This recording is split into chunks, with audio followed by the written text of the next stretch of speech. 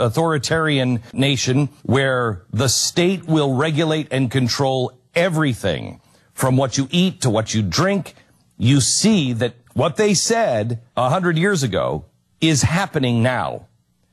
They have always wanted, the left has always wanted a global governance.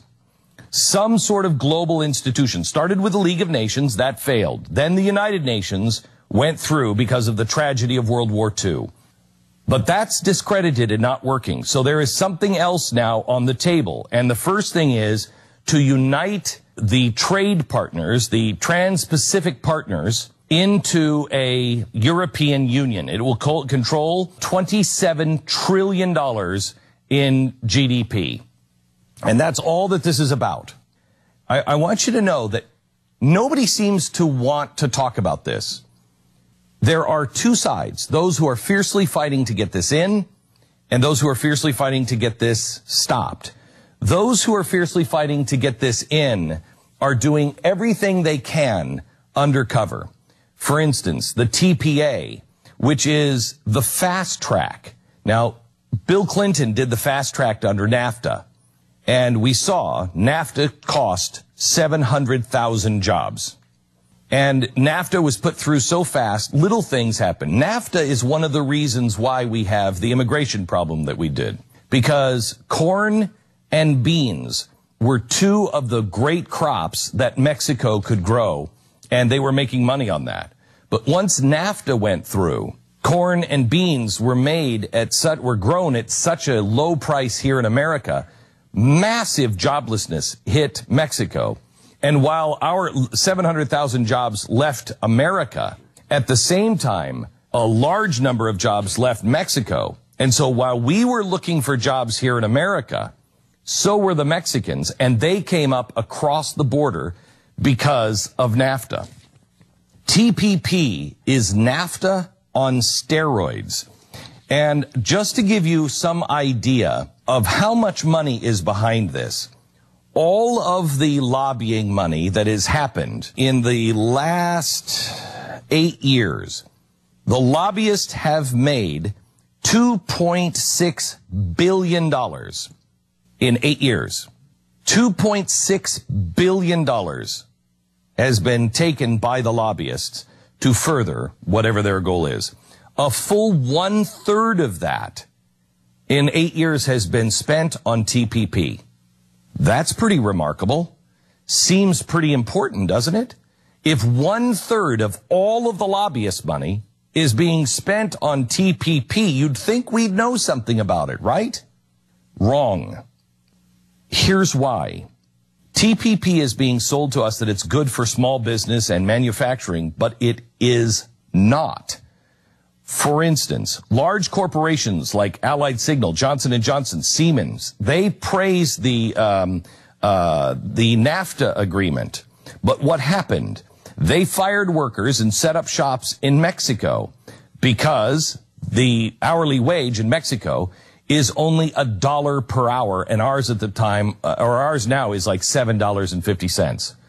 The same people who are pushing TPP are pushing for a minimum wage here in America of $15.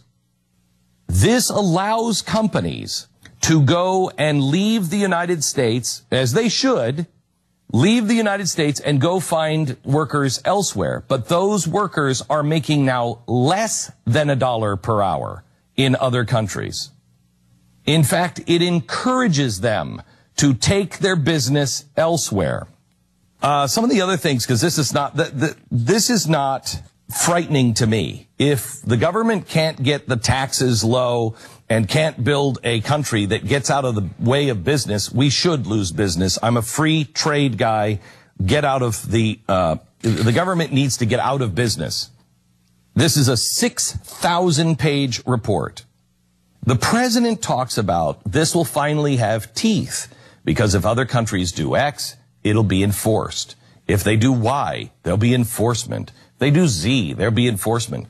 But he never talks about the enforcement that could come our way. Here's what this means. Foreign corporations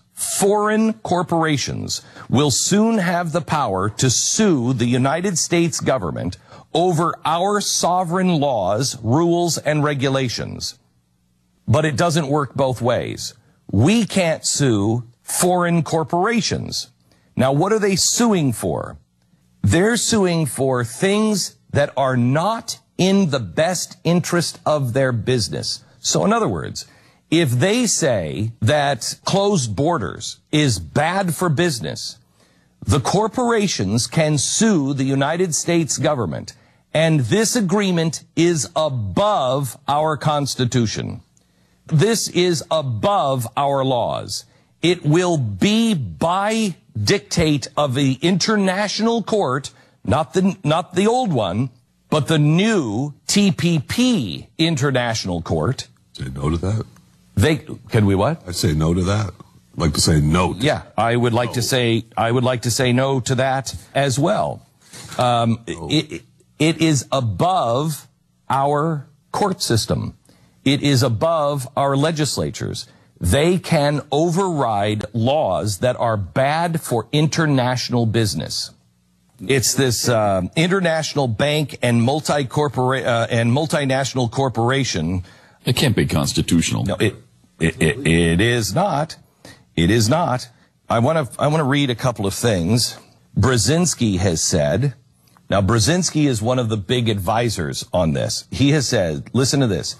Tension is unavoidable as man strives to assimilate the new into the framework of the old.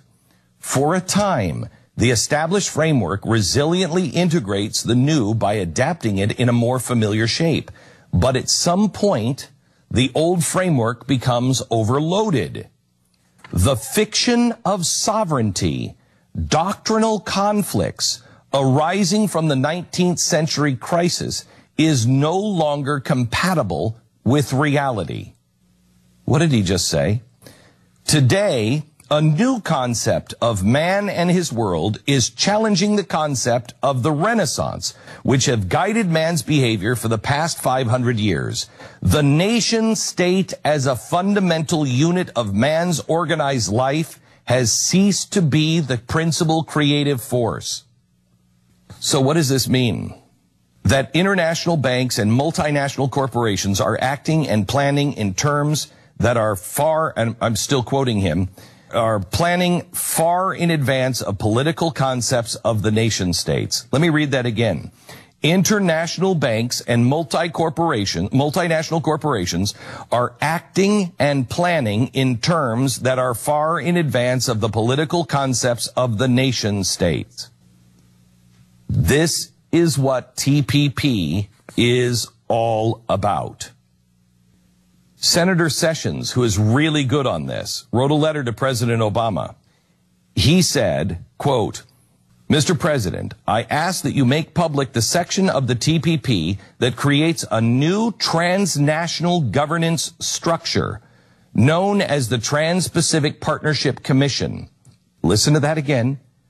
Make public the section of the TPP that creates a new transnational governance structure known as the Trans-Pacific Partnership Commission. Who's on the commission? Multinational banks and multinational corporations. The details of this new governance commission are extremely broad and have the earmarks of the European Union with many similarities. Reviewing the secret text, plus the secret guidance document that accompanies it, reveals that this new transnational commission, chartered with a living agreement clause, which means what, Pat? What's a living agreement clause?